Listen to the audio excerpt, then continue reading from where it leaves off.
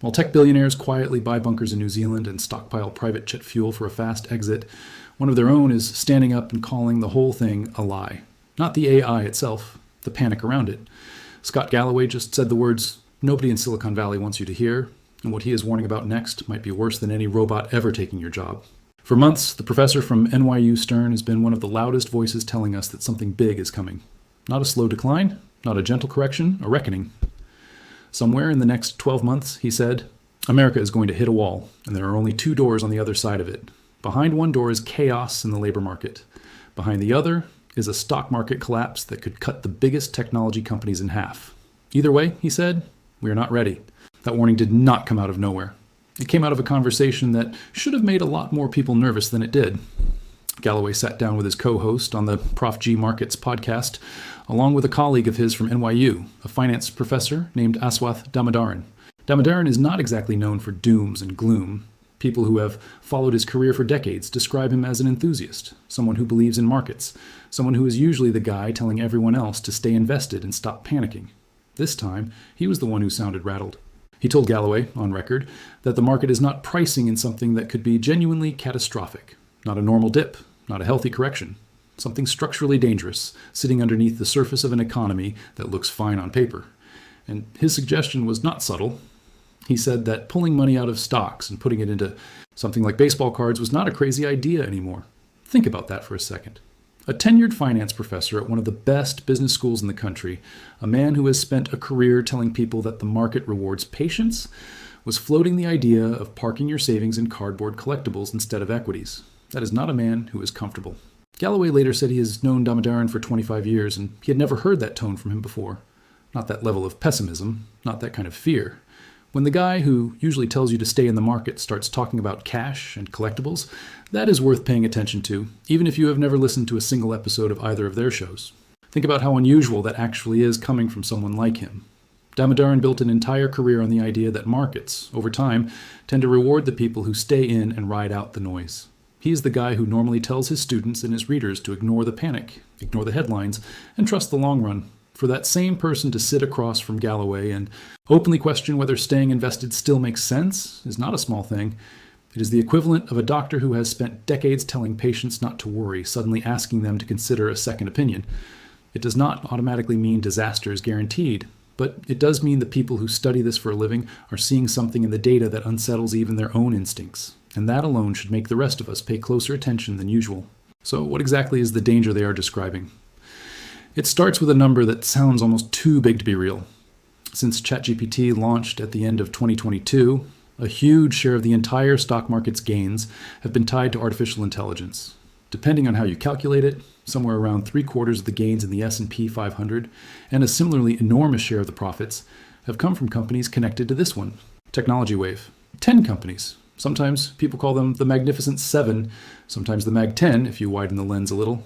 Either way, it is a small handful of names holding up an enormous portion of the wealth tied to the American stock market and by extension tied to the retirement accounts, pension funds, and savings of millions of ordinary people who have never bought a single share of a chip company in their lives. Galloway's argument is simple, and it is honestly kind of brutal once you sit with it. When that much value is concentrated in that few companies, and those companies are valued not on what they currently earn, but on a story about what they might earn years from now, you are building an economy on a promise. And promises can break. If artificial intelligence sneezes, in his words, the rest of the economy catches a cold. Not a mild one, a recession-triggering one. Now here is where it gets uncomfortable. Because the promise these companies are selling investors is not just about better software or faster chips. It is about replacing human labor. Galloway has said, bluntly, that the only visible return on investment so far from the trillions of dollars poured into artificial intelligence is what executives like to call efficiencies. He has a much less polite way of putting it. Efficiencies, he says, is just Latin for layoffs. Companies are not proving that AI makes them dramatically more money in new revenue. What they are proving, in a lot of cases, is that it lets them cut costs by cutting people. And if that is the actual return on investment holding up trillions of dollars in market value, then the whole tower is standing on a foundation of job losses, which brings us right back to that first door Galloway mentioned. Chaos in the labor market. He is not talking about a few thousand people getting laid off in one industry. He is talking about a labor market that could seize up across sectors at the same time. hitting a generation that is already dealing with inequality most of their parents never experienced. Younger workers today are entering a job market where the traditional path, go to college, get a stable job, climb a ladder, work your way up, does not look the same as it did 20 years ago. Layer a fast, simultaneous wave of AI-driven job cuts on top of that, and you get something that does not just look like an economic slowdown, it starts to look like social instability. And that is really the heart of why this warning matters so much more than a normal market prediction. Most financial commentary is about numbers going up or down. This one is about what happens to people when the numbers stop making sense for them personally, when you are working full-time and still cannot make ends meet, when the jobs that used to be considered safe start disappearing in waves nobody predicted, when an entire generation looks around and realizes the rules they were taught do not apply anymore. That is not just an economic problem, that is the kind of pressure that reshapes how people vote, how they trust institutions, and how they treat each other. Here is where the story gets genuinely strange, though, because the same man who issued this stark 12-month warning turned around several months later and said something that sounds almost like the opposite. In a newsletter he titled, pointedly, "Apocalypse No," and in a long conversation on another popular podcast, Galloway pushed back hard against the very narrative that AI is about to destroy the job market. He called a huge amount of the panic around artificial intelligence, in his own words, mostly bullshit and catastrophizing. So, which is it? Is he warning us about a coming catastrophe, or is he telling us the catastrophe talk is a lie? The honest answer is both, and understanding why he can hold both positions at once is actually the most interesting part of this entire story. Galloway's argument in that later conversation is that the executives running the biggest AI companies have every incentive in the world to make artificial intelligence sound as terrifying and world-changing as possible. Think about it from their side. If you're trying to raise money at an enormous valuation, you need investors to believe your technology is powerful enough to replace huge portions of human labor across every industry on Earth. The bigger and scarier the story, the easier it is to justify asking for tens of billions of dollars in fresh capital. Galloway calls this catastrophizing, and he says it is really just a fundraising tool wearing the costume of a warning. Executives get to sound visionary and cautious at the same time, telling the public their own invention might be dangerous, while simultaneously telling investors that danger is exactly why they deserve a $1 trillion valuation. He points to some very specific, very concrete evidence to back this up. Take radiologists. For years, this was held up as the textbook example of a job artificial intelligence was going to wipe out entirely. The argument seemed airtight. AI could scan medical images faster and, in some cases, more accurately than a human being. Parents were half joking, half serious, telling their kids not to bother going into radiology because the job would not exist by the time they graduated. And yet, according to Galloway, job listings for radiologists in 2026 are actually up, not down. It turns out that reading a scan is only one part of the job. Diagnosing an illness, building a treatment plan, understanding a patient's full medical picture, none of that disappeared. The technology augmented the role instead of erasing it. He makes a similar point about coding. This was supposed to be one of the first professions AI would gut completely. Instead, job listings for coders have gone up double digits year over year. Because the demand has shifted rather than vanished, companies now want people who know how to work with these tools, who can prompt them effectively, who understand how to build and ship products faster using AI as a collaborator rather than being replaced by it as a competitor. The skill set changed. The jobs did not evaporate. So Galloway's position, when you put it all together, is nuanced in a way that a scary headline can never fully capture. He believes there will absolutely be real, sharp disruption in specific industries. Customer service is one he names directly. Certain parts of the legal profession, too, where entry-level document review work that used to be handled by junior associates can now be done by software in a fraction of the time. He does not deny that pain is coming in pockets of the economy. What he pushes back on is the idea that this adds up to some kind of civilization-ending jobs apocalypse. His bet, and it is a genuine bet, one he admits could be wrong, is that over the medium and long term, the productivity gains from this technology will create more jobs and more business opportunities than it destroys, the same way every major technological shift in history eventually did. But even Galloway admits there is a version of the future where he is the one who got it wrong. He has said plainly that if job destruction outpaces the creation of new jobs, if the new businesses and new roles this technology is supposed to spawn simply do not materialize fast enough to absorb the people losing their old ones, then his optimistic case falls apart. And that admission matters, because it means even the guy calling out the catastrophizing is not promising everything will be fine. He is just betting the odds favor adaptation over collapse.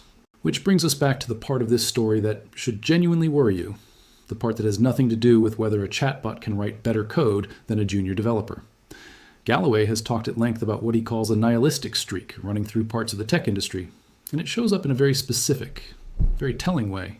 He estimates that roughly 1 in 3 billionaires he knows or has spoken with maintain some kind of what people in that world casually call a go plan, an escape plan, bunkers built in remote locations, New Zealand being a favorite because of its distance and stability, private jets kept fueled and ready, contingencies mapped out for a scenario where things go badly enough, fast enough, that the people building this technology want a way out for themselves and their families. Sit with that for a second. The people closest to this technology, the ones with the most information about what it can actually do, the ones setting the pace of its development, are, according to Galloway, hedging their own personal safety against the possibility that it goes catastrophically wrong.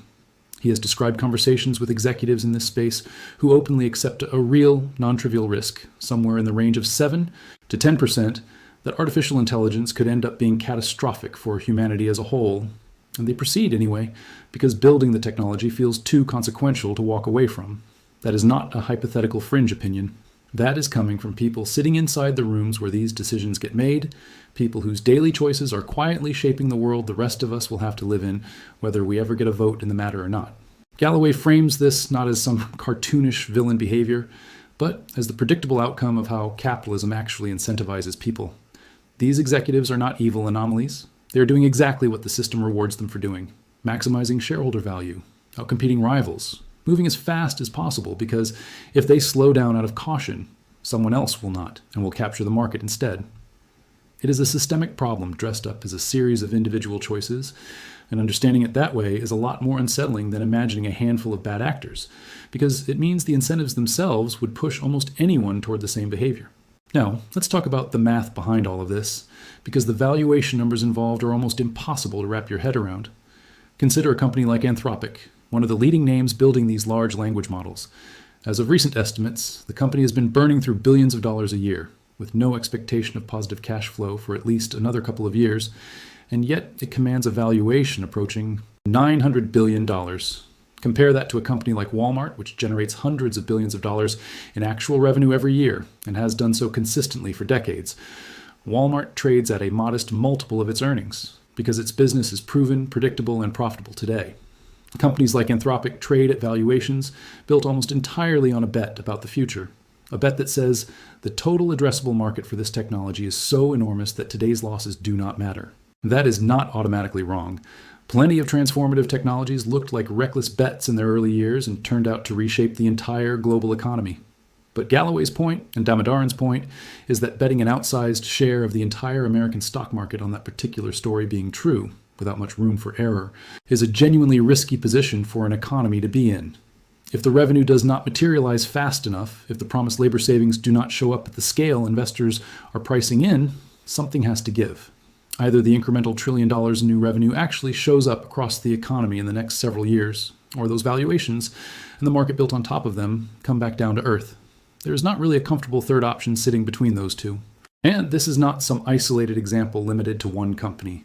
The same basic pattern repeats itself across nearly every major name in this space, from the model builders to the infrastructure providers to the applications sitting on top of them. Enormous sums of capital are being committed years ahead of the revenue needed to justify them, on the assumption that whoever moves fastest and spends the most now will own the market later. That kind of race can absolutely produce world-changing outcomes. It can also produce a very crowded field of companies burning cash at the same time, chasing the same customers, competing on price and squeezing each other's margins right at the moment investors expected profits to finally arrive. If even a handful of the biggest names stumble at once, given how much of the market's total value now sits inside this small group of companies, the shockwave would not stay contained to the technology sector. It would ripple through pension funds, retirement accounts, and household savings far beyond Silicon Valley, touching people who have never thought twice about which company trains the largest language model. There's also a deeper, quieter danger that Galloway keeps circling back to, one that has almost nothing to do with jobs or stock prices, and it might be the part of his warning that deserves the most attention. He believes the biggest long-term risk of artificial intelligence is not economic collapse or even job loss. It is loneliness. Think about what these systems are actually optimized to do. They are endlessly patient. They never get bored of you. They respond with warmth on demand, agree with you when you want agreement, and never make you feel the sting of rejection. Galloway's concern is that as more people, especially young men, retreat into these frictionless digital relationships, they lose something essential, the ability to tolerate being told no. Real friendship requires risk. Dating requires the possibility of rejection. Starting a business requires accepting failure. Every meaningful human pursuit involves some amount of discomfort, some chance that another person will not like you, will not want what you're offering, will walk away. If an entire generation grows up outsourcing emotional needs to something that never pushes back, never disappoints, and is always available, Galloway worries that generation loses the resilience that friendship, romance, and ambition all require to function. And the data backing this concern up is not just anecdotal. Researchers have been studying how people talk about AI companionship on public platforms, and the conversation has shifted noticeably over time, moving away from private curiosity and toward larger questions about how these platforms should be governed, what the real-world consequences look like, and what happens when people substitute an algorithm for a relationship. Galloway is not primarily worried about killer robots or some science fiction scenario where machines turn against us. He is worried about a quieter, slower kind of damage, a society full of people who have simply stopped practicing the skills required to connect with each other. He connects this directly to a broader picture he has painted elsewhere, describing what he calls the three legs of a stool holding up a genuinely dangerous moment in American life. The first leg is a media and social ecosystem built almost entirely around capturing attention, where algorithms have discovered that outrage and extremity keep people scrolling far more effectively than anything calm or measured ever could. The second leg is a generation of young men increasingly isolated, increasingly online, increasingly vulnerable to being pulled toward extreme ideas because they are looking for belonging somewhere and the internet is happy to provide it. The third leg, and this one is uniquely American in scale, is easy access to firearms. Put those three things together, attention-driven algorithms, isolated young men, and widespread gun access, and Galloway argues you get a society primed for the kind of instability that has almost nothing to do with a stock ticker and everything to do with the daily lives of ordinary people. He has made the comparison starkly, pointing out that even relatively modest levels of unemployment have historically been enough to spark serious political upheaval. 20% unemployment was enough to push France into revolution generations ago. It was part of the backdrop that helped Weimar Germany slide toward fascism. Galloway's warning is that we do not need some extreme, unimaginable collapse to end up in genuinely dangerous territory. History suggests the threshold for real social instability is lower than most people assume, and if AI-driven job disruption hits hard enough, fast enough, and across enough sectors simultaneously, the resulting unemployment, even if it falls short of anything historically unprecedented, could be more than enough to light the same kind of fuse. What makes this moment different from past technological revolutions in his telling is speed and reach. When previous waves of automation swept through economies, whether it was the mechanization of agriculture or the rise of industrial manufacturing, the disruption unfolded over years or decades, giving workers and institutions time to adapt, retrain, and absorb the shock. Artificial intelligence, because it is fundamentally digital, can spread globally at a speed no physical technology ever could. A model improvement rolled out in San Francisco can be affecting workflows in call centers and law firms and marketing departments around the world within weeks that compresses the entire cycle of disruption and recovery into a much shorter window, leaving far less time for the economy and the people inside it to adjust before the next wave hits. So where does all of this leave us? Galloway himself seems to hold two things in tension without fully resolving them, and honestly, that tension might be the most honest place to land. On one hand, he genuinely believes the loudest version of the AI apocalypse story, the one where robots take every job and society simply collapses overnight, is overstated, often deliberately, by people who profit from you believing it. The radiologist example is real. The coder example is real. Job listings in some of the professions supposedly headed for extinction are actually growing. On the other hand, he's not naive about the risks either. He still sees a real possibility of sharp, painful disruption concentrated in specific industries. He still sees a stock market dangerously concentrated in a handful of companies, making promises that have not fully been proven yet. He still sees executives quietly preparing personal escape plans while publicly promising abundance for everyone else. And he still sees a deeper social fabric, frayed by algorithms, isolation, and access to weapons, that could turn ordinary economic pain into something far more volatile. Maybe the most useful way to think about Galloway's position is this. He is not telling you the sky is falling. He is also not telling you everything is fine. He is telling you to watch the data instead of the headlines, to pay attention to whether job creation actually keeps pace with job destruction over the next several years, and to notice who benefits from making you believe the most extreme version of any story, whether that story is utopian or apocalyptic. The people selling you unlimited AI-powered abundance and the people selling you total AI-powered collapse often have the exact same motive, which is getting you to invest, to pay attention, or to believe a narrative that serves their interests rather than yours. What should you actually take away from all of this? Probably not panic, and probably not blind optimism either. Somewhere in between sits a more useful posture, one where you understand the real risks Galloway is pointing to, a market dangerously concentrated in a handful of unproven bets, a labor market that could see genuine sector-specific disruption, and a social fabric already under strain before any of this started, without assuming the most dramatic possible outcome is guaranteed. The 12-month window he originally warned about is not a prophecy carved in stone. It is a pressure gauge, a way of saying that the current level of risk in the system is high enough that a reckoning of some kind, in the labor market or in the stock market or possibly both, is a real and near-term possibility rather than a distant, abstract concern. Whether that reckoning ends up looking like a genuine catastrophe or like just another chapter in the long, messy history of new technology reshaping the economy is something none of us will know for certain until we are already living through it. What Galloway is really asking you to do is pay attention while it unfolds, rather than checking out because the story got complicated or getting swept up in whichever extreme version of it happens to be trending on a given day. The people who built bunkers are not waiting for permission to prepare. Maybe the rest of us should not be waiting either, not to build a bunker of our own, but to actually understand what is happening, clearly, honestly, and without the marketing spin attached to either side of this story. Because in the end, the real warning buried underneath all of Galloway's back and forth is not really about artificial intelligence at all. It is about attention. Who is directing yours, and why? The billionaires quietly preparing their exits are not doing it because they believe every word of the optimistic story they tell the public. And the professor calling out the catastrophizing is not doing it because he thinks nothing could possibly go wrong. Somewhere between those two positions is the truth, and it is a lot less comfortable than either extreme, because it demands something harder than fear or reassurance. It demands that you keep watching, keep questioning, and keep deciding for yourself what to believe, one data point at a time, over the next 12 months and well beyond them. So the next time you see a headline promising you either total collapse or total abundance, pause before you accept either one. Ask who benefits from you believing it. Ask who gets richer, who gets more powerful, who gets to sleep easier if you accept the story exactly as it is told to you. Ask what the actual data says, not just the story wrapped around it. The bunkers are already built. The valuations are already sky high. The warning has already been issued. What happens next depends less on Scott Galloway and more on whether enough of us choose to look closely instead of looking away.